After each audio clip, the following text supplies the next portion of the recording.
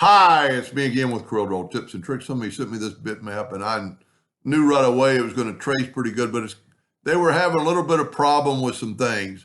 So as always, I'm going to make a duplicate of it, move it over there just so I have something to look at later, or unless I mess up and need to start over. So for the one I'm doing it for, I reduced it in size quite a bit, but that does not matter. I'm going to go to Trace Bitmap, Outline Trace Clipart. Does it pretty quick, does it really good. I'm going to take the new and put it over there.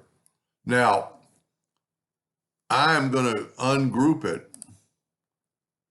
This is not unlike any other thing I've ever done. But you can see there is some watermarks. And so you need to use this at your discretion.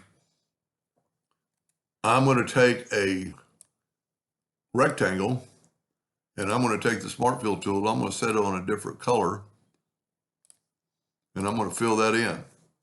Then I'm going to nudge that over and look at that. That is our object. I'm going to go to left click, right click.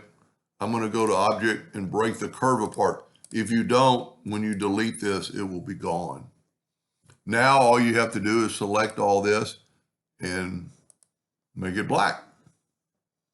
There you have a good, crisp, clean clip art. It's all black. It's good detail. It could be cleaned up a little bit. And the cool thing about this, you could add more butterflies. Or I think this is the dragonfly. So you could hit the plus key on the keyboard, put one over there. You could rotate it. You could make it smaller. You could take your better butterflies and move them around. Just hit your plus key and do quite a bit with it. Make that one maybe a little bit smaller. That's a pretty cool graphic. I like it. One on her finger, one on her nose, and that would engrave. There's even possibly a hummingbird. Anyway, I hope that helped a little bit. Thank you for watching.